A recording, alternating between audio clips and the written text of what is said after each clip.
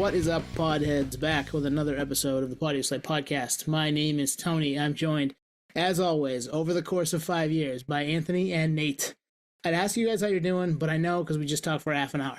We'll jump right into it, man. I'm excited about this one because it's a little bit of a look inward. It's a little bit of a looking back at what we've accomplished over 5 years. This is the 5-year episode. We've made it to 2025, 5 years worth of episodes, once a week.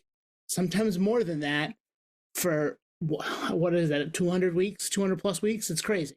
250 weeks. 258, 9, whatever it is. Yeah. I thought you were going to say, and my name is Jonas. My name is Tonus. Yep. My name is Tonus. Oh, man. Off the dome, dude. Yeah, 5 years. Nuts. It feels like less than a year ago we did the 4-year. It feels way less. I feel like we did the 4-year with Todd Mackey with Honor last week. Yeah, it does feel like last week. You're right. And 6 years ago, all at once. How is this possible? Time is a flat circle. Flat Earther. How is this fucking Deftones? Dude, half a decade, man. That's a long time. That's more, you think about our time in high school, that surpasses that whole music appreciation, getting beat up. We didn't get beat up. But you know what I mean? Like everything that happened in high school seems like a life. Blew my mind, dude. Seems like a lifetime. You got beat up, Nate? I don't remember you getting beat up. No, not that. Just the fact that we've been doing this podcast longer than our high school duration. Yeah, I needed some kind of like comparison. You know what I mean? Like we're super seniors on that 5th year coming back. From we're the Van Wilder of podcast. Exactly. Wild. Shit. Yeah, I don't even know. We'll get into what we're gonna do tonight here shortly. But I was thinking about today. When you're in the thick of it week to week, you don't realize it, and then all of a sudden it's 5 years. So like we do all these anniversary records and look backs and shit, and I can understand these bands are like, yeah, here we are. You know, I don't know what happened. 20 years, new album.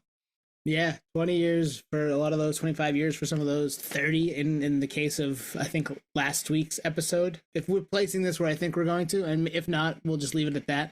But pretty cool stuff. It led me to thinking a lot about the early days, right, when we first started the thing, and how, we were, I think, night one in your basement, Anthony, you and me, and Nate was on the West Coast, and we were over Skype, and we talked for like an hour about the coronavirus because it had just hit the news. And I've listened to that episode a couple times over the course of the 5 years just to see if we got anything right. And some of it, yeah, some of it, no. We sound so green, like we're just not good. And, really, I don't think we hit our stride till almost 100 episodes in. So we had some good interviews before that, but as far as knowing what we were doing and the process to make it sound good every week, I think it took us like 100 episodes, which is crazy. I think about that in the same way. It was 100 episodes. I think at that point we had a run of like Benny Horowitz, and I think something finally clicked. And they say it's the 10,000 hours. I don't even think it had been that at that point. But those early episodes, I think, Nate, you sounded like you were on like speakerphone, just the way we were recording and the fact that you were remote. And it was super DIY, though, because I remember my mic stand broke and I was in transit. I was moving, one of many times that I was moving. So I don't know if you guys remember, but my like microphone, I had to like tape to like a water bottle, like a can. I remember. Yeah. We never forget. Yeah. Forgive, but never forget. Troubleshoot your tech issues. I don't know, once a month. Oh, dude, it was so consistent. Oh, that reminds me. One of the times you were home, I forget what episode it was. We must have spent an hour and a half trying to get set up in my basement. Well, he didn't bring his mic, so he went and bought a mic, which was way too good of a mic for what we were trying to pull off. And looking back on it now, I would have just taken one of the ones that I have now in my possession. But we didn't know what we were doing because it was episode 70 something. So yeah, it did. You're right. It took us like an hour to set up. Did we even record that night? I think we. No, I don't even think we did. I'm not even sure we did. Or we you know what? I think Nate and I used my mic. We just passed it back and forth. That's true. That is what happened. But that was one of many technical difficulties. But yeah, that one stands out. I remember that. But it's been fun, and I'm gonna give you a little Podioslave by the numbers if that works for you guys. Absolutely. It works for me because I don't know where this is going, and I'm kind of excited. Yeah, so I looked through today and found out how many seconds, minutes, hours we've talked over the course of the 5 years. This is up until episode 257, which just dropped on the day that we're recording this. So since then, add another couple hours into the mix. I'm sure this is one of them. Last week's episode is probably one of them. And we've got another one or two in the can. So there's some stuff here that will change over the next few weeks. But as of today, 257 episodes are in the can and out there, and some in real times, and a couple of bonus, extra episodes that we've done. But over under 9.5 days worth of content. It's over. Has to be. Basic math tells me over. I was going to go over 2, yeah, for sure. Yes, it's 11 days, 20 hours, 59 minutes, and 38 seconds. This took me far too long to figure out. Just throwing that out there. Which is only 284, almost 285 hours. So we're not quite experts yet, guys. We still got a long ways to hit that 10,000. But as far as like talking music, we've got the 10,000 hours down pat because we've been doing that for 30 years. Well, you throw in all the episode prep, all the outreach, all the edits, all the visuals, all the promotions, all the time spent worrying about people not seeing your shit online. Yeah, we're way over 10,000 hours. Way too many minutes of that. Yeah. Recording a full Deftones set, that's an hour and a half right there. That's right. It's for the culture and it's for the content. That is absolutely insane when you think about it. Like, let's just start recording right now and let's try to replicate that, and we'll finish in March. Yeah, we would finish in just almost March here. Yeah, we would, yes, because it's February still for where we are in the world that we're in right now. All right, over under 2 hours, our longest episode. I'm going to go under on this. I think it's just under. It's just under. It is episode 10 was 1 hour, 59 minutes, and 41 seconds. We almost made it to 2 hours that night, guys.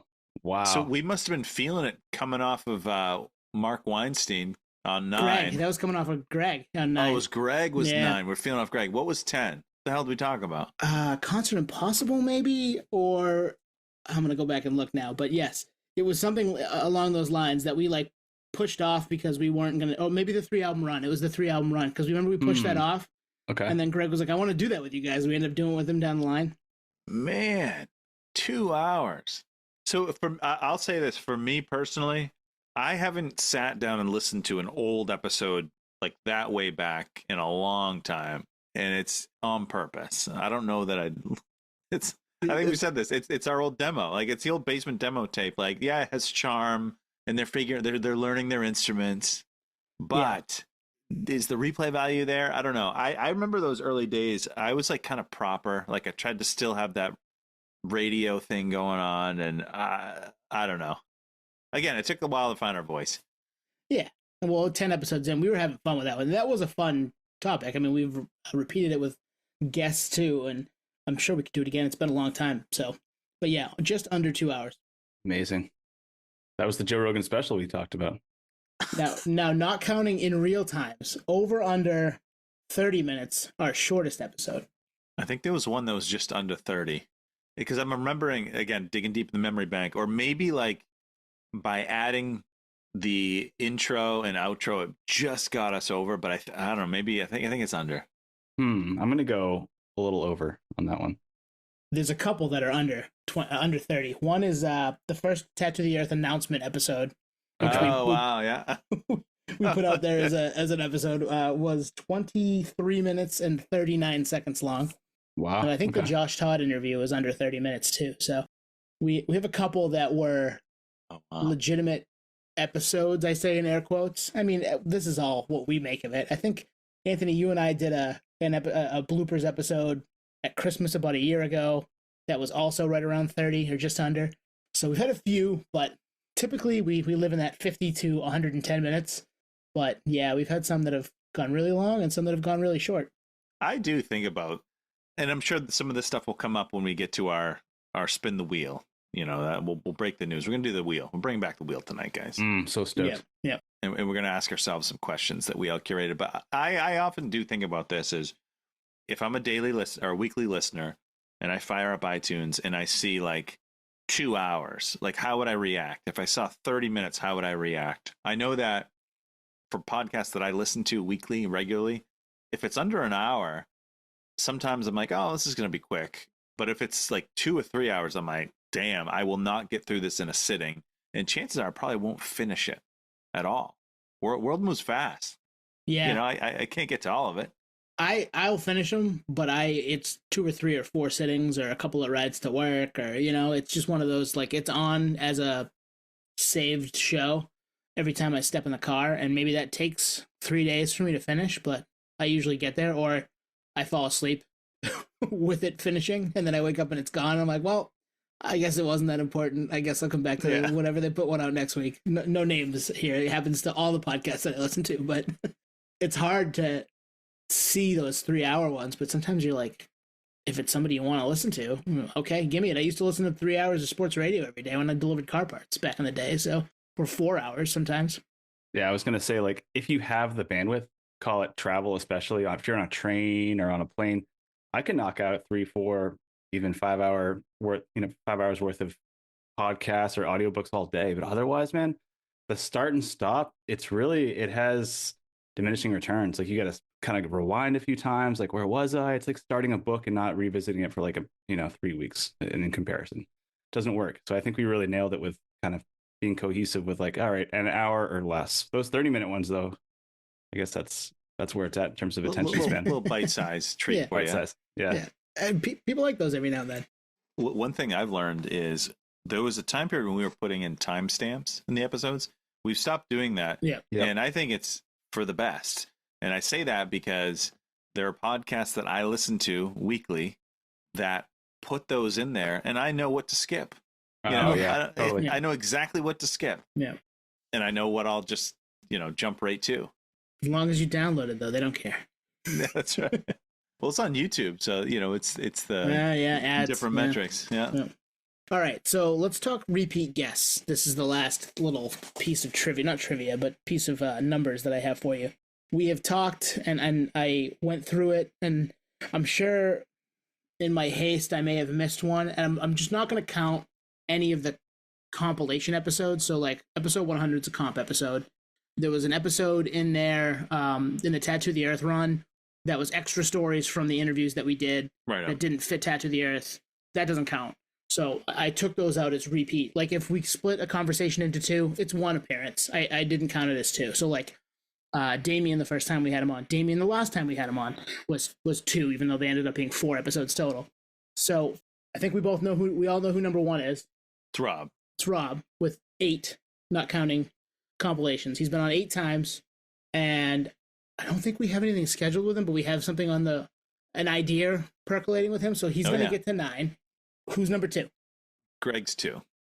Greg? Yep, I agree. Greg isn't 2 until a couple of weeks from now. What? Wow. Yeah, not counting comp. He's only been on 6 times. 1, 2, 3, 4, 5, 6 I have. And we may or may not have something with him coming up. So he'll be at 7. You know who else has been on 7 times? Sean from Trawl. Oh, wow. Really? No kidding. Yeah, 6 times with Seth, once with just himself when he did Finch with us, Twan. Trawl's been on 6 times? Yeah. Wait, 1, 2, 3, Holy 4, shit. 5, 6. So yeah, they are Seth and Sean together are tied are in third all their own. We're tied for second with Greg. And then Sean himself is second. But Greg's gonna catch him. So just hasn't come out yet. Will come out here in the near future. Greg will probably catch it. And then the next place is somebody with 5. They've been on 5 times, and that's Sean Robbins, who are our photographer, new metal sub, and in-house photographer. He's been on with us 5 times for different various things. Talking new metal, talking Glassjaw, talking New England Metal and Hardcore Festival, just all kinds of stuff with him. Sean's a nerd like we are, so that's been fun. Bunch of guys with 2. Spose has been on 4 times. Brian Fair's been on 3 times. And a bunch of guys with 2. Tucker Rule, Kevin Lyman, Benny Horowitz, Scott Alderman. Maddie's been on 3 times. Oh, that's right. Toby McAllister twice, Todd Mackey twice, Brian McTurnan twice, Vinny twice, Caruana, Phil Lipscomb 3 times, 2 times, 3 times, depending on how you count those. Yeah, so it's been fun, man. There's a lot of, we've made some friends here that are down to clown more than once, which is really the point there. Dude, I was going to say, sidebar, the fact that these people came on the pod, but they've come on that many times is fucking mind-blowing. Like, really? They're actually friends of the pod. We don't just say that. That is a true fact. Yeah, the repeat guest, that's the icing on the cake. That's the Yeah, totally. hey, my first time with you guys, at least it didn't suck. And I'm Yeah, right. like, and I'm not too busy that I'm willing to come on. Yeah.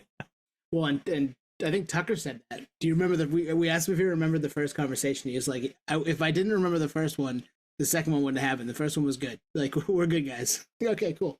Man, that's amazing. So Rob will be the first to hit double digits.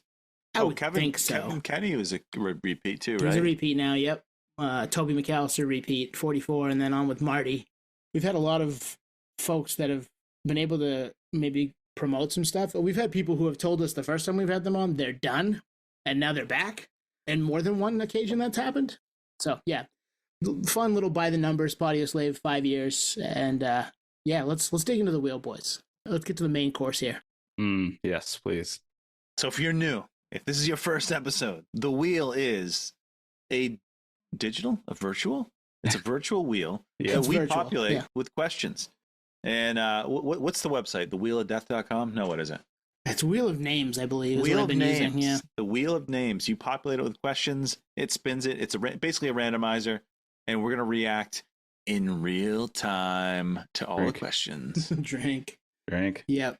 The wheel is made, I don't even know. It's been on, the Wheel of New Metal's been on 3 times. We did the Wheel of Torn with Greg. We've done the wheel like 5 or 6 times. So the wheel is up there too. The wheel is our most listened to guest. Yeah. Thanks for coming back, Wheel. Spinning it now. It makes noise for me, but I don't think it does for anybody else. Bloop, bloop, bloop, bloop. All right. The first one up. Top album you want to deep dive, either the 3 of us or with a guest. I have the with a guest one right off the top of my dome. Hit us with it, baby. Let's go. Yeah. What do you got, dude? I have a couple of them, really. I'd love to do any album with Slug from Atmosphere, and I'd love to do August and Everything After, and or Recovering the Satellites with Adam Duritz. Those 2 would be. Those are my like. Please, please, please let this happen. What would be your dream setting for those? Like in person or?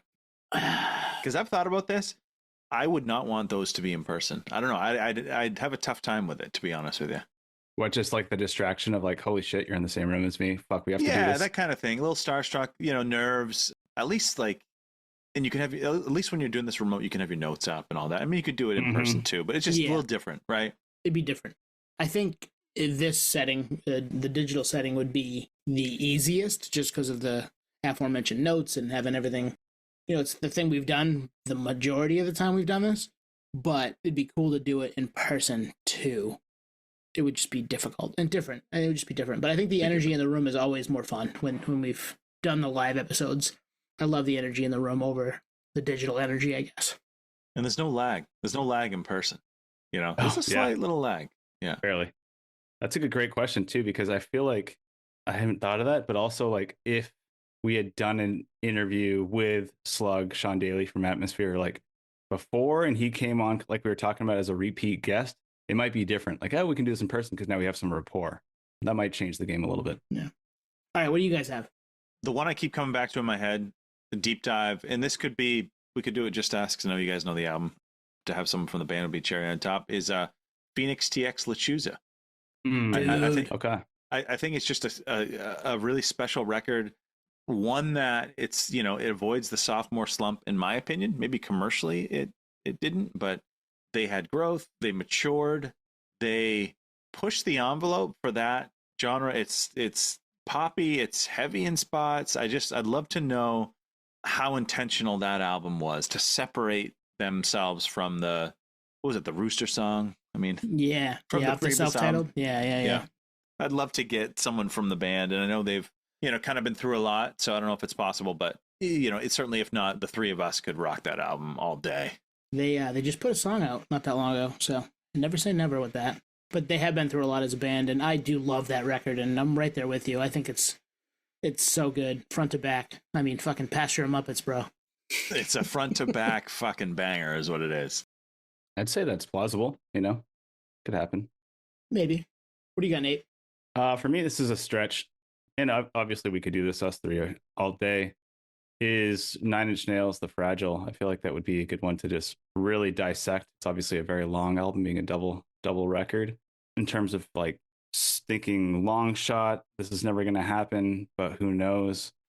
to do that with Trent or anyone involved with the record, but especially Trent because he's so well spoken and he could really, talk about the record at length, being that he is the band. He is the band and he hires a touring unit for himself when he goes on the road. But it's just such a deep album and really changed my whole perception on music and life and how you kind of put a canvas to an experience.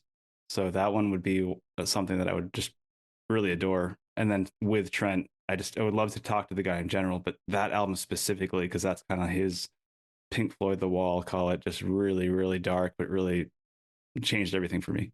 I love that. I get 2 words: shoot or shoot, man. Yeah, we'll email him. Trent, you got an email coming your way. I mean, I never know.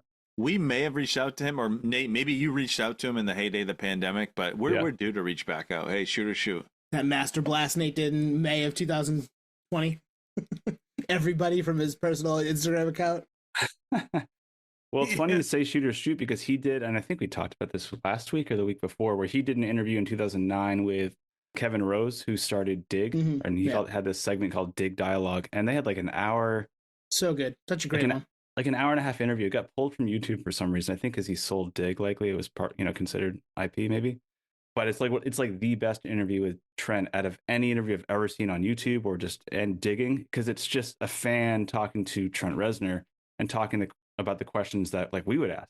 And I thought like that was actually a big inspiration to do this podcast was Kevin Rose, the Dig Dialogue, in that specific interview. Like, God damn, you can do this. He did it, and it was amazing. Yeah. Next week on the podcast, Kevin Rose. Yeah. Kevin Rose.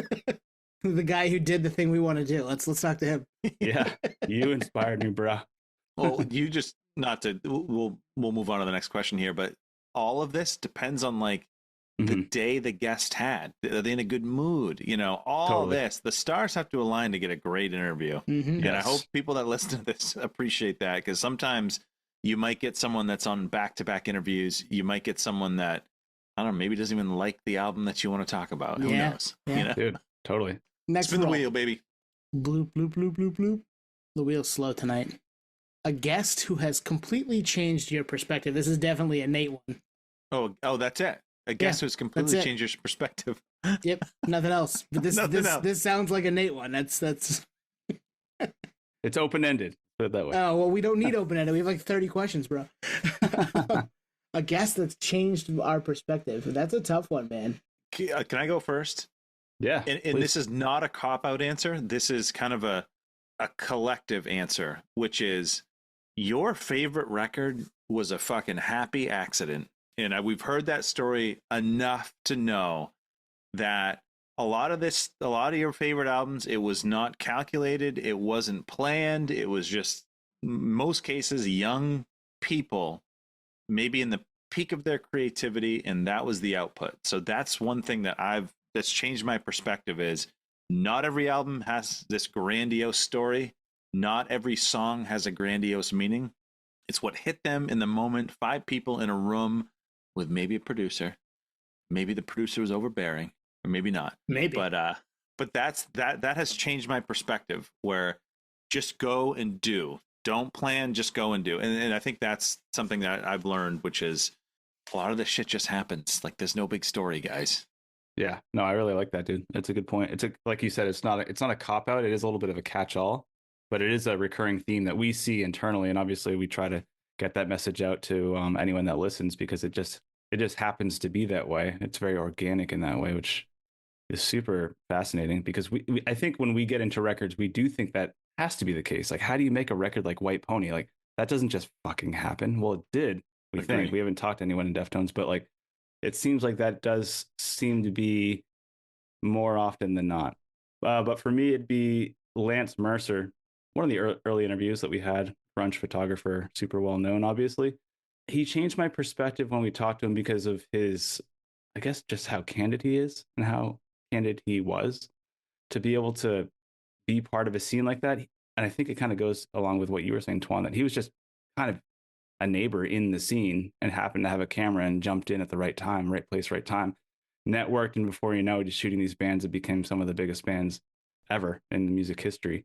And so that changed my perspective of, okay, because I used to go to shows with a disposable camera. Had I just followed that passion, I could maybe be a Lance Mercer or a Frank Maddox, for that matter. maybe not, because I think it really takes like a real raw calling and talent. But I think that was like Lance's theme. Like he didn't know, he just kind of did it and it just evolved. And I thought that was, again, to your point, Twan, like very lucky happenstance. Yeah, he was great, and that was a long time ago, episode 13, I want to say. So that one's back there, and it's not behind me at the moment, but it's been behind me a bunch. Photo that he took. So, all right, for me, it's Greg Bergdorf, but it's the having all of these people on as a whole. But Greg is like the embodiment of it. Mm-hmm. Everyone, we're all just people, and if you're open to having conversations, and all the people that we've had on have been open to having conversations, you realize that they're a person just like you are, and they go through similar trials and tribulations in their everyday life that leads them to make whatever music they're making or do whatever art they're doing. And we happen to do it this way. They do it by making music, taking pictures, whatever it is that they're playing guitar, singing, writing poetry, whatever it ends up being. That piece of it is the perspective that's changed for me, is that we're all just people trying to make it. And that's really cool to me. And to become, friends with Greg, to become friends with some of these folks. And I try not to say that very often, but like I consider Greg a friend at this point. But, I understand that most of the time it's a one and done and we'll never talk to some of these folks again. But sometimes you end up striking up friendships with people. And I text with Greg regularly. So we talk baseball a lot. So he's got a big Mets season coming up. But yeah, it's that perspective for me. It's changed, is that we're all just people trying to make it. Yeah. And like to kind of flip that on its head, the pedestal that a lot of like band members are on, that's one that you put them on. They didn't put them there. They didn't put, and that's one. This has brought out the human element of all of it, that's a great one. Because I'm thinking of conversations that we've had across this where you had people on these pedestals and you chat with them. And it's like, they're just like you, but they have this one niche, weird talent when they started when they were 12 and they just kept going with it. That's a good one. Let's keep it rolling. All right. I spun it while we were talking just so that we'd have one ready to go. Ooh, nice. Yeah. Seasoned vet. Where do you see this going? Short term now, 2025, and long term, I guess say 5 years. So we're going to still be around 5 years? I'll jump in. Short term, more of what you see. I don't see us changing the formula. There's genres and niche subgenres we haven't hit that we like, that maybe you'll see us fold that in. Long term, your guess is as good as mine. I have no idea. If you told me in 2 years it was over, I'd be like, okay, then sure, we decided to call it quits. If you said 2 years, it's still on, baby, we're on to episode 400, I'd believe you as well. I'm right there with you. I think short term you're going to get more of the same, unless somebody wants to swoop in and sign us. I don't see us spending a ton of extra capital. Time is our capital, right, on this bad boy. But continuing to put out an episode a week, being geeks about music, having fun with that. I'll do that as long as we're comfortable doing it. And we've said, as long as it's fun, we keep it rolling. I think we said on episode 250, here's to 251. That's how I feel about the future. Like here's to year 6. Here's to year 7 if we get to year 6. That's where I'm at. And I'm never going to say, oh, it's over. Like, let's just stop tomorrow. But sometimes things happen and we may not be able to do it anymore. And if that happens, it happens. But right now, we'll just keep it rolling. Let me jump in on that. I think of this in band terms. Like most bands that played their last show and it was a big announcement, that wasn't the end. So just don't call it. So my guess is if we ever got in a place where it was like, guys, this ain't working, I think we would just maybe take a break. I don't know that it would be the end, because that'd be foolish. Yeah. Or maybe it wouldn't be. I don't know. I've seen enough with bands to know that, like, most kind of regret it, when they did like one last show. It's never the last show. No, as we saw in 2024, the year of the reunion, 2023, 2024. Yeah, no, I echo everything you guys said, because, we started this as a... Really, Nate? I thought you were going to be like, nah, bro, we're getting signed. We're going 10 more years. Like, this thing is never ending. I thought that you were just going to jump into that. I've become wiser. 3 episodes a week. Yeah, weekend, nights and weekends, double up. Yeah. Yeah, let's do it. All the free time. That was pipe dream me. That was, COVID days were different. You know what I mean? Everything, the world is our oyster because everyone is at home. So where do I see it going? Yeah, I think similar to what you guys said, like more of the same. But I think, we brainstorm a lot. I think there's a lot on the table that we haven't touched. And we do have plans to kind of reconvene and look at different avenues that we could explore, maybe interview wise or just content wise. And long term, like you said, I think you said it perfectly. Like, my guess is as good as yours. I have no idea. Like, I literally have no idea what's going to happen next month, let alone 5 years from now. So it's really hard to say. And it's really hard to say where podcasts are going to go in 5 years too. So are we going to be, is it going to be a completely different medium in terms of how it's broadcast? Is it going to be, on an Oculus? I don't fucking know. So I think as long as we stay true to what we do, and I know, Tony, you and I had a hangout a few weeks ago with a friend, and they were mentioning, hey, you should get this person on. We were both like, looked at each other like, nah, man, like if we're not into it, we're not going to. That friend was Rob. You can call him out. Yeah, no, dude, we're not in it for the clicks. We're in it for the shit we like. Yeah, exactly. Sorry, Rob. But we're not going to just do an interview for the sake of doing it. And that's the freedom of doing it for ourselves ultimately. So I think if we stay true to our roots, we'll be good. All right. I spun the wheel again, guys. You guys ready for this? I am so ready. All right. Lay it on us. This is called The Pivot. What episode took an unexpected turn? I like this one because there's so many things I want to say, but I'm not going to say any of them. What episode took an unexpected turn? First one, right off the dome, first one that came to mind. We're interviewing Peanut from 311, and his son is in the background on his piano playing the Tetris theme song. And it's just like, again, it's so cliche, but just say, hey, did you have that on your bingo card? That is the last combination of everything that I would ever expect to happen. It was amazing. Yeah, I cut it. It was on the socials. I'll probably put it into the episode right here. Intangible. You got to mix it up. Oh, there's my son playing piano while I'm doing a podcast. Hell yeah. No, that's great. We'll leave that in. He's going to play the Tetris theme next. Oh, yes. Wow. I love Tetris. Tony is a Tetris savant. I am a savant. I am. Yes. Play it. Yes. Wow. Perfect. Start over.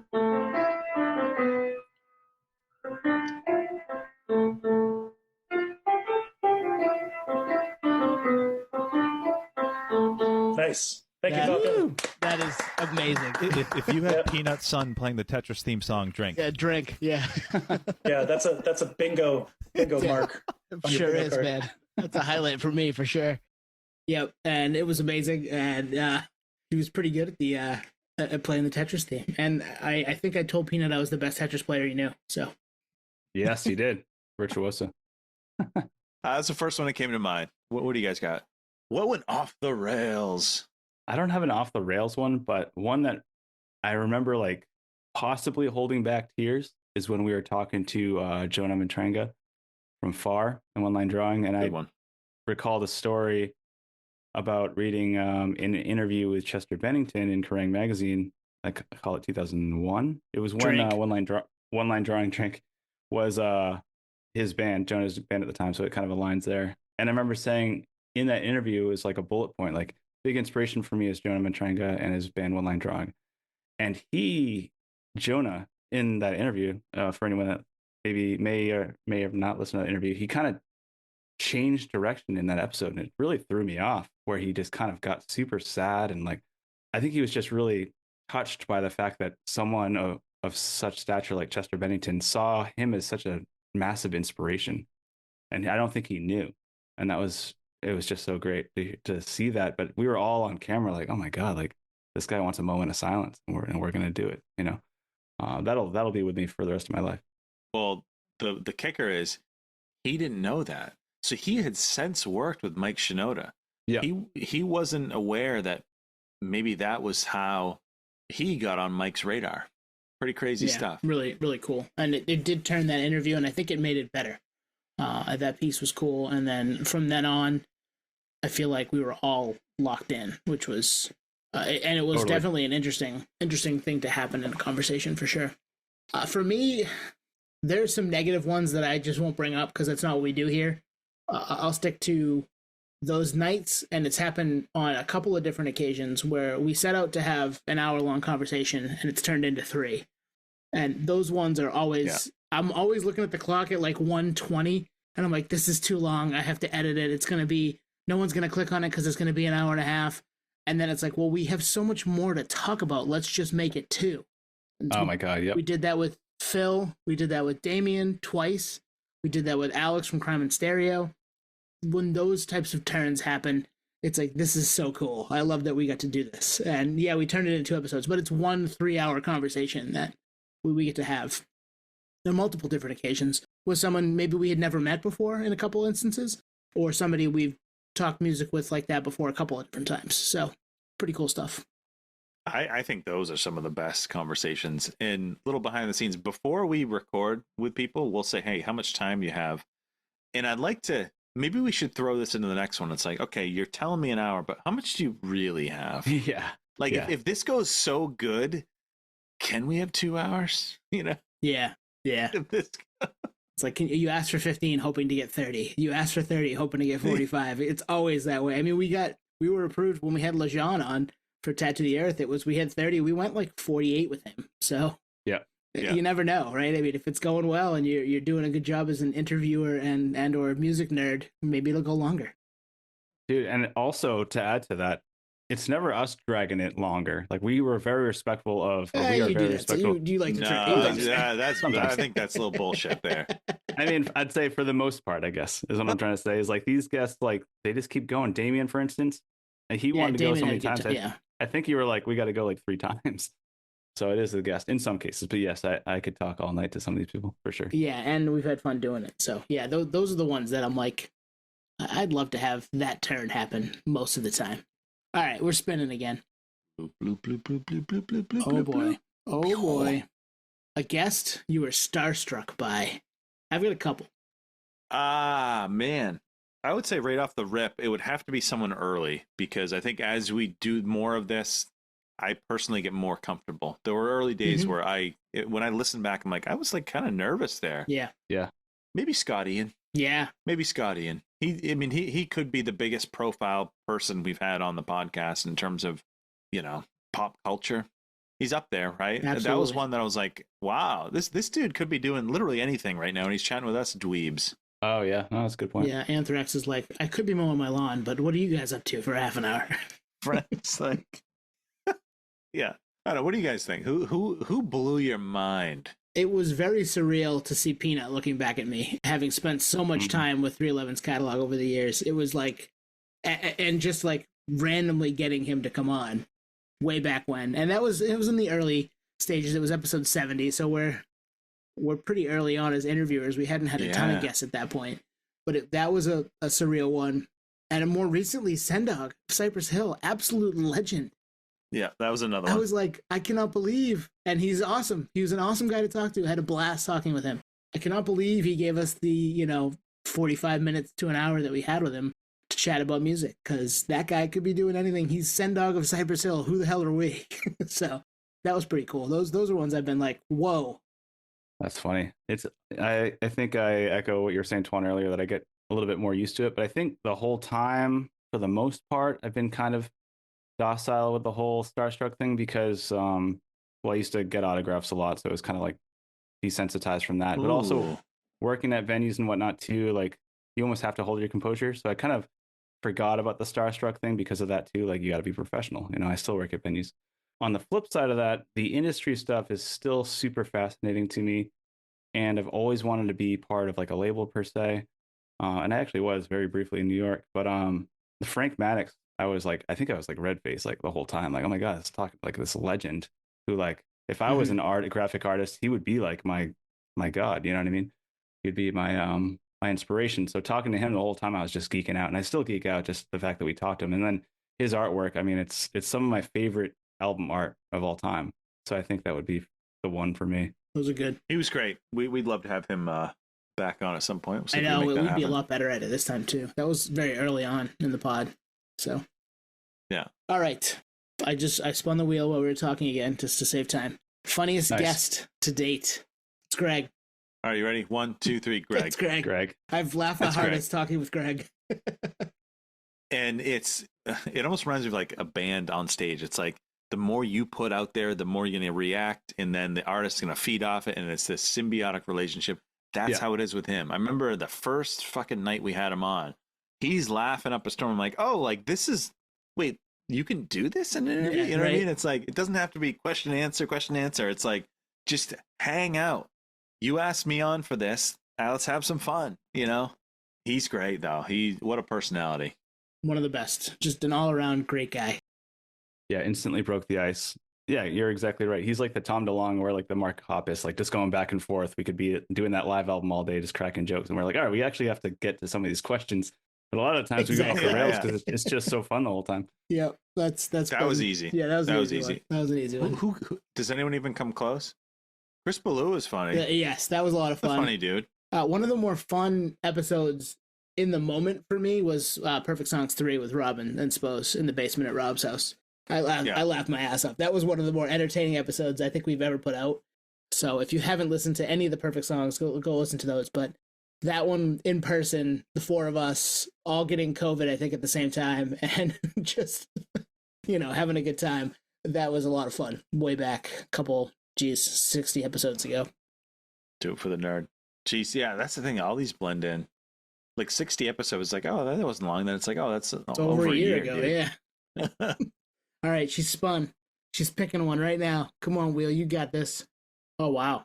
If we could give advice to ourselves 5 years ago, what would we say? Yeah, I'll jump in on this one.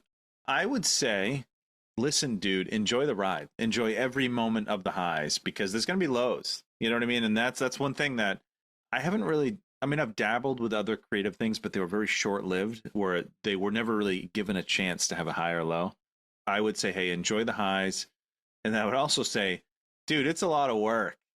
Like, you think it's just talking for an hour? No, my God, that's not any of the work at all. Right. You haven't done any of the work. That's the fun I think stuff. I mentioned it already tonight. Yeah, that's the fun part. Then it's sourcing guests, prepping episodes. If there's no guests, you still have to come up with a topic. You have to prep for it. Scheduling with people. Like, there's 3 of us, and then a guest. Sometimes there's 1 or 2 guests you get to schedule with. Edit, visuals, all that. I would say, hey, you're in for a lot. Just know what you signed up for. What you never know what you sign up for. If you want to do it well, you're in for a lot. Yeah, if you want to do it well and you want to have your personal touch on it, I would just say, hey, enjoy the highs, smell the roses, and just know that it's a lot of work if you want to do it right, or maybe if you want to do it your way. No, I like that. I was going to say, kind of reflecting on it, especially as you were saying, take it easy, enjoy the enjoy smelling the roses once in a while, is the fact that you kind of get in your head a little bit. And I think I would tell myself, just let it fly. Be you, be natural. You don't have to be this different person on mic. You just have to be you. That's why we did this in the first place. And I used to early on, and speaking of listening to the early episodes, I haven't, because I'm a little scared to, because I remember who I was then, which was, to be honest, I was a little stage fright. And the fact that I even did this in the first place is a big stretch for me, because I do enjoy talking, and I'm a big geek. I'm like an intro / extrovert. So for me to like go on and just like geek out, especially with guests, dude, I would freeze up. And I think I'm good now, but there was times where I was like, why am I freezing up? I'm freezing up because I'm in my head. But if I just like talk and your head, geek out, I'll be fine. And I've grown because of that, and I really appreciate it now. But if I could tell myself then 5 years ago, I would have been like, dude, just do you, do who you always are, instead of trying to be something else and be in this perfectionist state of mind, both with interviews, but also with content. I would like redo. You guys know this more than anyone, to the point where it's like 6 hours later making a fucking Instagram story, just because I wanted to look, it goes back to the Frank Maddox graphic design thing. I wanted it to look so dope. And like an hour and a half would go by for like a 30-second story. It's ridiculous. So I would say the advice I'd give myself is, it doesn't have to be perfect. Be yourself and just let it run. I love that. Yeah.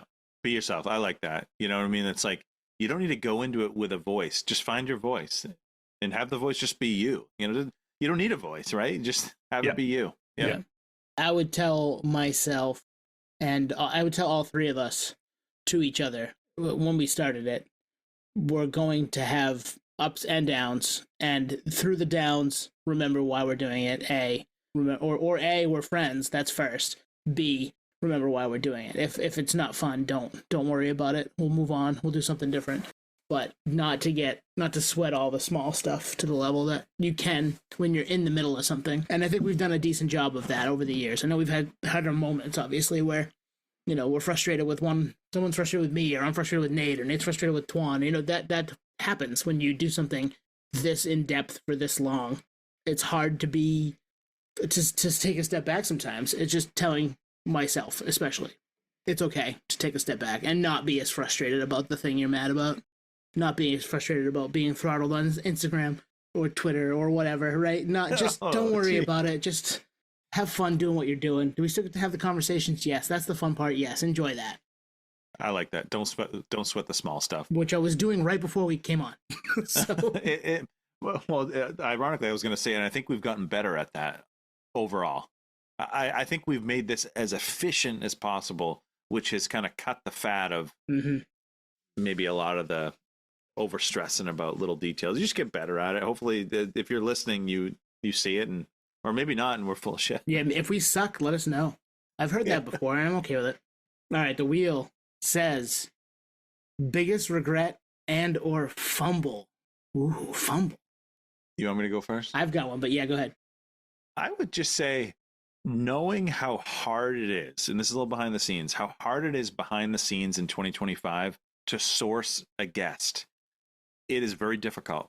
Everyone's on tour. Everyone's in the studio. It is very difficult. My regret is not reaching for the stars more in peak COVID, because everyone was on the table. Everyone. I mean, Nate cold called fucking every artist this side of the Mississippi, and we landed a bunch of them. Yep. And others, I'm not going to say names, but we were knocking on the doors of some heavy hitters, and I think if we answered differently, we would have had. I think you guys know what I'm talking about. Yeah. Who specific. There's one in particular that would probably be the biggest get we've ever had, and I think if we handled it differently, we probably would have got. Yeah. No, that's a good point. And I have a specific moment I remember, and I think we actually even made up for it in the following week's episode.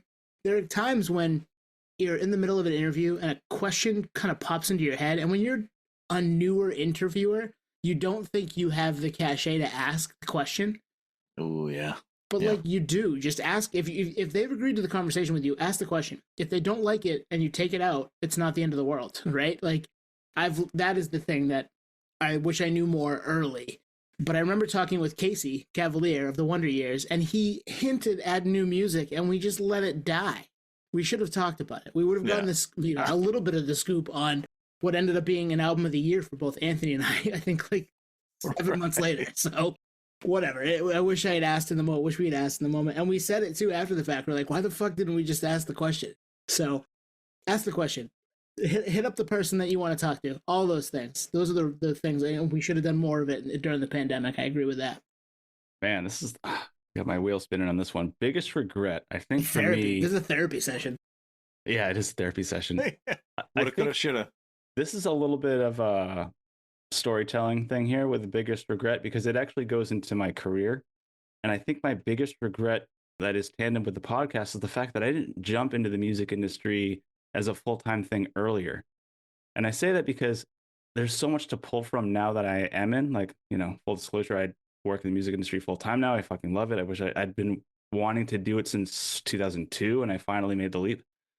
So my regret is not doing it earlier. And because had I done it earlier, there's so many podcasts out there with their industry people, and they just pull their phone out and just say, hey, do you want to jump on the pod? And they just have a laundry list of people that are jumping on. The rapport's there, the relationships are there, they've toured the world together.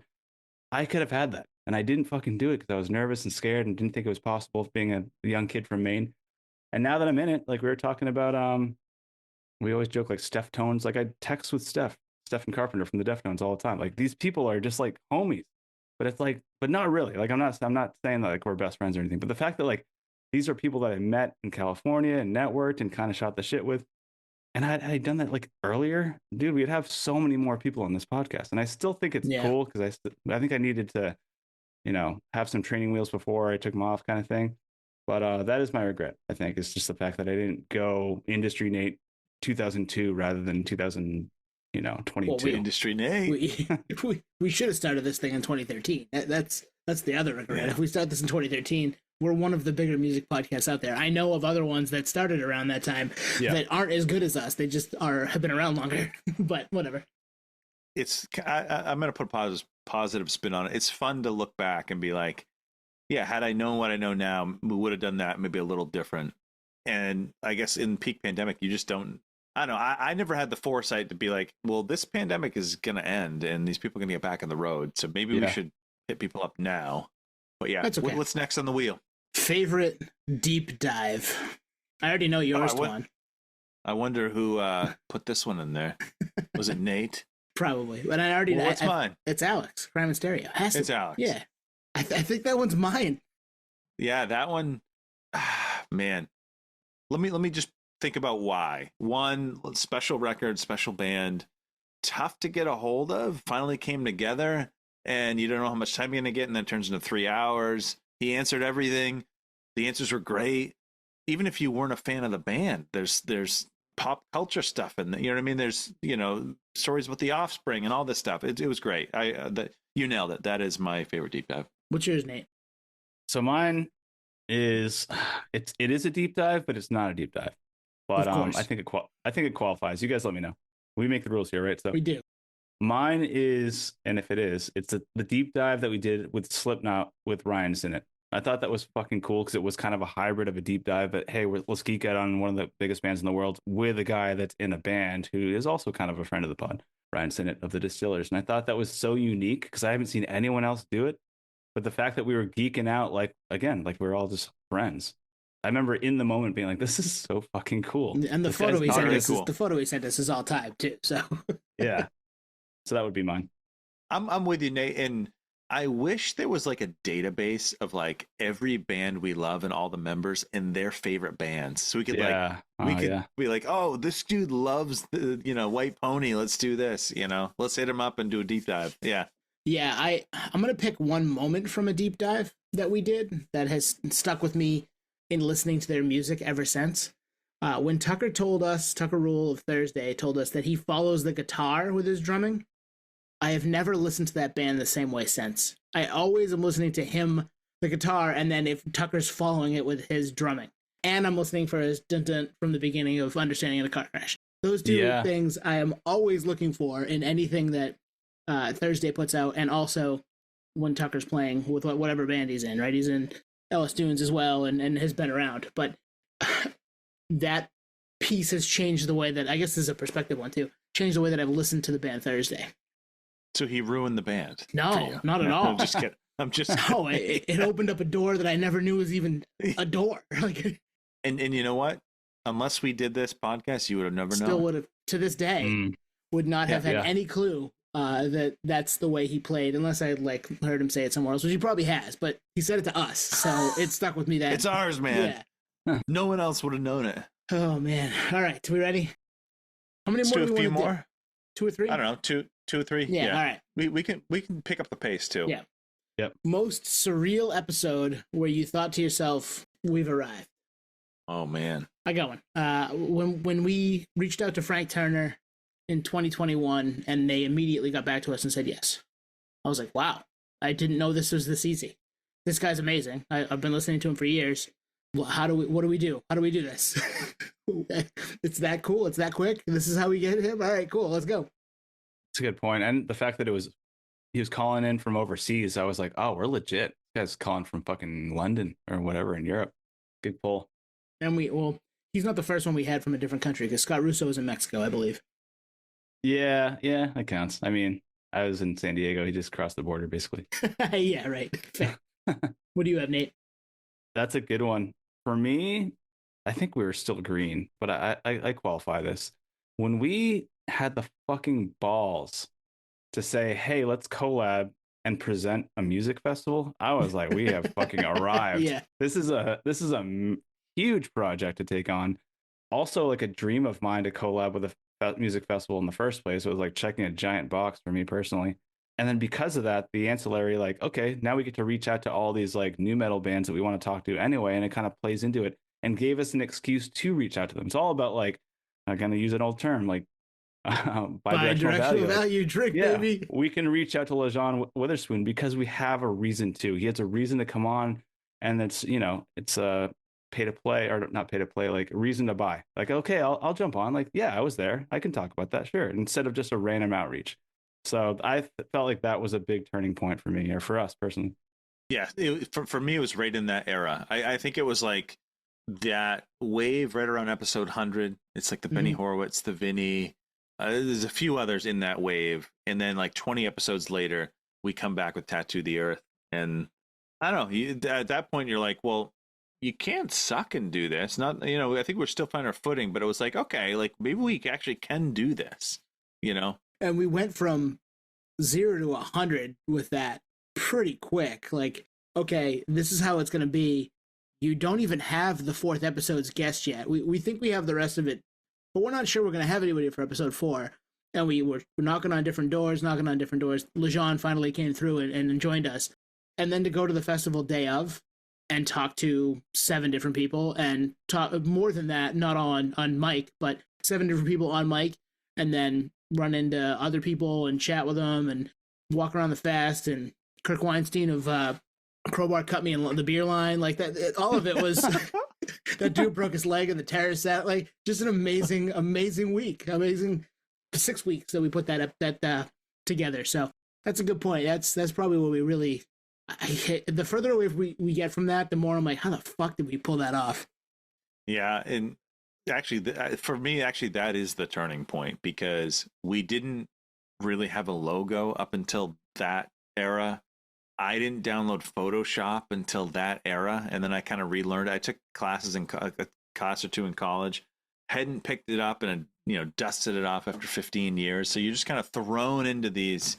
We kind of thrown into this where it's like, all right, now it's happening. So now we need to step up. So yeah, that's a good one. That's where I'm at too. We've arrived, baby. All right, 2 more. This is a quick one. Favorite running joke or inside reference in Real Time Drink. I mean, that's been the joke throughout. We turned it into episodes. I think we did like 9 of them, and we even did one fairly recently. There was a show review. So in real time, Nate saying in real time, and us telling him he says it all the time, turning it into drink. I say it in my everyday life whenever I hear someone say in real time. I say drink after it. So that's my favorite awesome. joke. I think that's mine as well. It has to be, because it comes up. I don't know. If you're a nerd, go back and listen to every episode so we get the spins and chronicle every time we've said it. Didn't I say it? Somebody said it, and I looked up and said drink when I was muted, and it happens all the time. Well, I think we've said drink to even people that don't even know what we're talking about. Dude, I was just going to say that. Like, when I moved across country, I listened to a bunch of episodes that I wasn't on.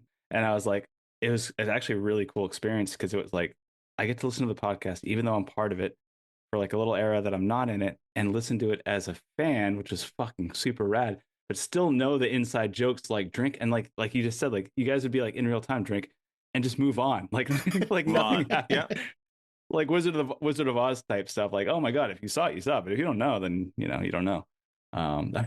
So funny. Yeah, that's the best one. Last one, if it's a good one. If it's a good one. All right. If it's a bad one, I'll just hit next. Thank you, next. Yeah.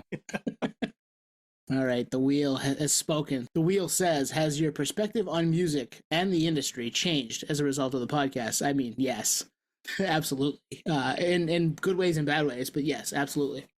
In what ways for you? Well, I'm down to end on this one, because we can go into this a little bit. Yeah. So the good ways, like I said earlier, that we're all just people, and getting to find out that some of our favorite musicians, artists, creatives are down to clown, talk, have fun, and just kind of chop it up about music because they love it to the level that we do. I love that. That piece of it has been really cool for me. There's some negativity around stuff. We don't have to get super in depth on it. Sometimes the asking for numbers when people want to know if are we going to provide bi-directional value, if we're going to have a conversation with somebody, it's like, do we even really want to do that? You have to play that game sometimes, but that's the type of stuff that kind of sucks. But I get it. Like, everybody's looking to get something out of whatever they're doing. So Those are the good and bad that have come for me. Yeah, for me, from like has my perspective on music changed? Yes, we've had some, at least we've had a lot of conversations where I've had questions that I've had for years get answered, and it enhances the music. So that has changed my perspective on some albums. Or like I'll listen to songs and I'm like, oh no, I got some behind the scenes on that. Now I know what that's all about. On the negative front, it's more in the industry. It's like it's very gatekeepy, lots of clicks. Either you're in or you're out, and it is what it is. You know, I'm content with where we're at. We will never be the cool podcast. We will never be the cool pod, which is fine. Yeah, right. I'm fine with that. But if you want a home to come to chat with people that live the music, I think we're a good home. You know what I mean? And a lot of it, I would say most of our conversations we've lived for many, many years. And then some of the pressers that we've taken, we're a quick study, you know? Mm-hmm. Yep. But we're in it. We love music. So that's but I'm not soured on it. I'm still very positive on it. Absolutely. Everyone that said yes to us has taken time out of their day to chat with us. And it's been a lot of fucking fun. That's why we're still doing this, guys. Yeah, well said. I think, like you guys said, like a lot of backstory on music that we love or appreciate, but getting an extra layer behind the scenes from, direct from the artist, which is always going to be mind blowing. And we always unravel stories that in a lot of cases they've never told anywhere else, which just happens to be the way the conversation flowed, which makes this extra special. So I think my perspective has changed for the music just because we got so much extra layers just kind of talking candidly. And I think it goes back to what I was talking about with regards to the Kevin Rose, Trent Reznor interview, where it's like, it's not the boilerplate template questions. It's like an actual fan asking questions to the artist, like the artist was a fan of bands that he was growing up with that he would have asked, not the template like, oh, dude, like, like you're just your Rolling Stone questions. That shit doesn't matter. It doesn't matter. It may sell magazines, I guess, but ultimately we're in a different era where we were doing this podcast because we're not getting that content anywhere else. We kind of have to do it. And it's actually a great situation where we did it to get the results that we want. Also, I think a lot of like the stereotypes or like assumptions that we had in a lot of cases did come true. Like, for instance, Southern California. If you're from Southern California, you start a band, like there is so much more opportunity. There's more venues. The labels are based in LA. Your friends of a friend can get you on an opening bill. Like that stuff I kind of assumed and was very much solidified on this podcast. Call it Zebrahead or, Chad from Head PE. Like they're all playing clubs together and they all blew up and they all knew someone, which is cool. Industry wise, I think we've all, or you and Tuan, especially me and Tuan, especially, like got a little inside peek on how the industry works. And again, like it's revealed itself on the podcast through guests, but also just our internal research, like really digging deep, like not only what do we think, but let's like really look at what's going on here. And because we're in the era that we're in, like there's just so much data out there. There's just so much expose on it's fucked up. Shit's fucked up. And we're going to talk about it now. Call it Ticketmaster Live Nation. And I think that has changed my perception. Shit behind the curtain, right? Every industry. Yeah. Yeah. And it's front and center now. It's no longer like a guy's behind the curtain. Like it's wide open now. And I think that's cool. And I think kind of just circling back to what we're talking about here is my perspective has changed, but it also has been verified from what we're doing here. And I think that's valuable. I'm stoked that we're doing it. Verify. Trust but verify. Exactly. Sure. Yeah. We're going to rebrand as the Trust but Verify podcast. That's a good no. That's a good one to end on, right? That's a good one to end on. We're excited to continue to put out a weekly episode for everybody. Every now and then you might see something on a Friday, and here's to year 6. We're in it. Let's keep it going. Keep that train rolling. Hey, if you're listening and this is not your first episode and you have a history with us, let us know what your answers are to some of those. I know some of those were only ones that we can answer, but there's others that are open-ended and they kind of welcome answers from people that have listened. So if you're a weekly listener, you come and go, let us know. What is your favorite? I'd love to know what people's favorite running joke is on this podcast. Favorite inside joke. Because if you listen, you're now on the inside. Yeah, you're one of us. Yeah. Certified podhead. Yeah. Podhead. Yeah. And on that note, are we dipping? Yeah, let's dip because I want to edit this, in less than 4 days. So let's dip. Thanks everybody for checking us for all these years. If this is your first one, I'm not sure how you got here. If this is your 100th one, I'm happy you've listened to 100. There's 170 back there you can listen to. So have fun. All See right. ya. Peace, podheads. Keep podding. Cheers, nerds. Thank you for listening to Podioslave. We are at Podioslave on Twitter, Instagram, TikTok, all of the places that you can find us on social media. Facebook, Podioslave Podcast. YouTube, Podioslave Podcast there. Email us at podioslavepodcast@gmail.com. And hey, if you want to become a supporter, click on the link at the bottom of the episode and give us $1, give us $5. It keeps the lights on, keeps us going. We really appreciate that stuff. Thank you.